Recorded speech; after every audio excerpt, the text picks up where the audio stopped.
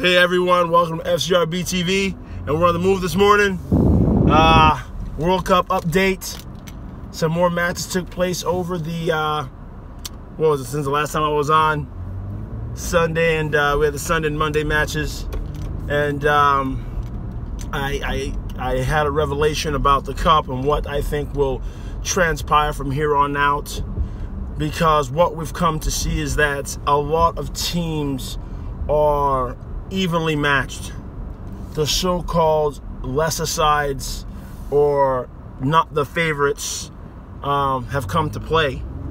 So since that's the case, it's going to be fine margins between winning and losing. Fine margins. And the difference can be, and I believe will be, whoever has the hottest striker. And ladies, I'm not talking about their hair or their eyes, yeah? We're talking about who's on form, who's gonna take that half chance and take his nation to the next round. And right now, Ronaldo's on form, Diego Costa's on form, and yesterday we got to see Harry Kane is on form. And England looked good yesterday, folks. They looked good. They didn't look great. They didn't look like favorites, but they look like they can play their way into becoming favorites. They look like they can play their way into a semi-final. They can get better each game. They weren't their best, but they were clearly in control. Kyle Walker initially said that he felt that the foul that was called on him in the box for the penalty for Tunisia, he didn't feel it was a foul or a pen. He didn't think that if it was a Premier League, they wouldn't have called it. And at first I thought, oh, he's having a laugh. That's not, that's silly to think. But watching the game again, I did feel as though he had a point. It was a bit soft. It was a bit soft. And aside from that penalty, Tunisia tried to cause England some problems. Credit to them, but they never really threatened Pickford. They really didn't. England were in control. So that soft penalty that they got was the only reason why the game became tight. But what was impressive was England forged ahead. They kept pushing forward. They kept trying to find ways to go ahead again. And Captain Kane comes through and scores the late winner. Yes, it was poor marking by the North Africans. I don't know why they didn't have a man on the back post. They had a man on the front post, but the back post, they didn't have one on the corner. Don't understand that. And conceding the corner was quite careless as well. And then the lad who was marking Harry Kane, he just left him. Bruv, did you not follow the scouting report? That's the one you don't leave. But hey, you know, credit to England. Harry Kane, 2 good goals. We saw in the South Korea Sweden game, again, fine margins. A late challenge in the box earns the penalty for Sweden. Their captain slots it home, and they've won all 3 points. I don't know why it took the referee VAR to be able to call that pen. I don't know why. He should have been able to call it from, you know, open play when the foul was committed. He should have blown the whistle, pointed to the spot. I thought it was that obvious. So I felt like VAR was just unnecessarily used there, and a lot of the English fans were complaining that VAR was not used when they could have got a few penalties as well, because they were getting mugged by the Tunisians a little bit.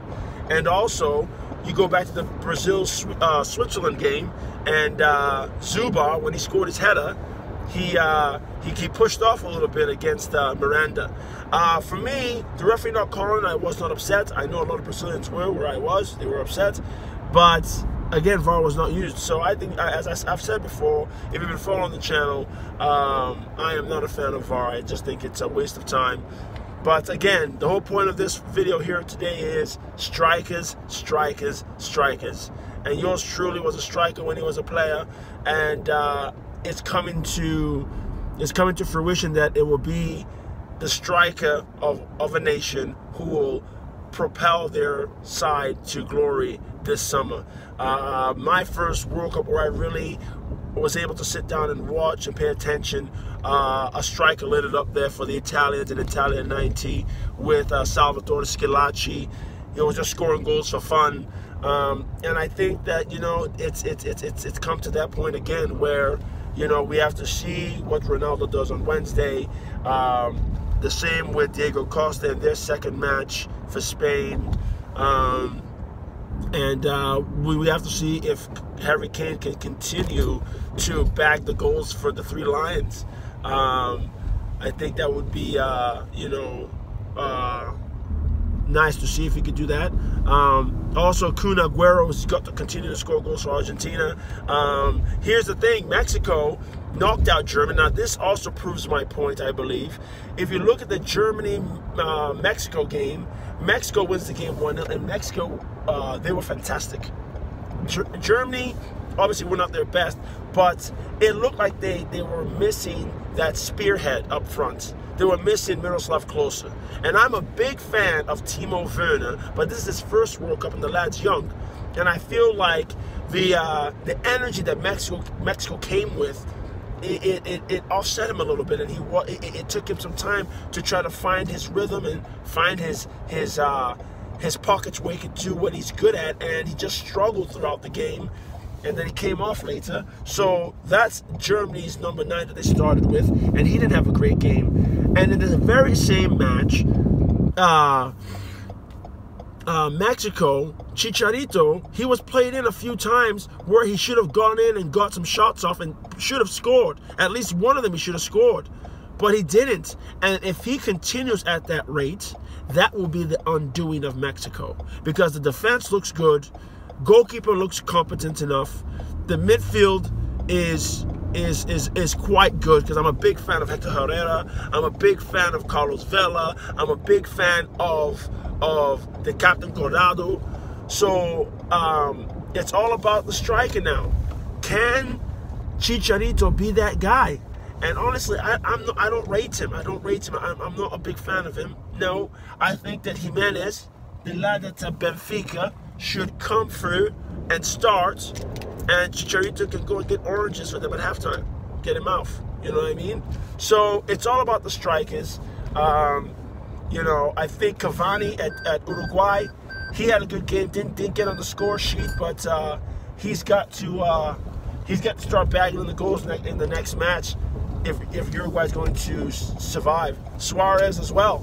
So again, it's all about the strikers today. It's all about the strikers today. Harry Kane was quite impressive, and as you know, I'm a Gunner, but it's international time now, so I can't hold anything against him, even though he's a Spurs man.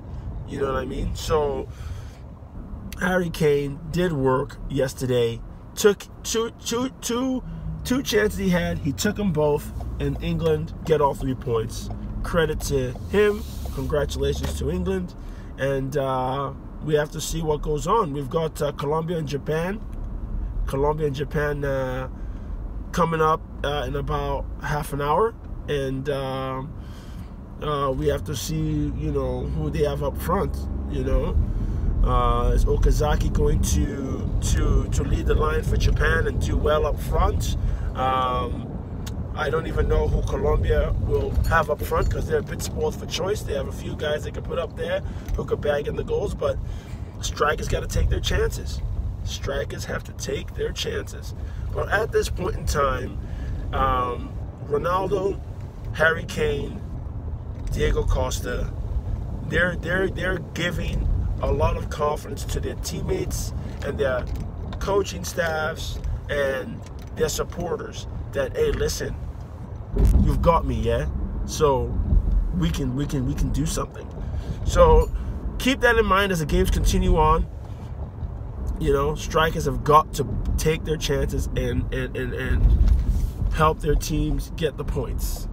So that's what I wanted to share. Harry Kane forced me to come on this morning because he was quite good yesterday. Quite good. England created the chances, didn't take them all, obviously, but I think they're going to get better.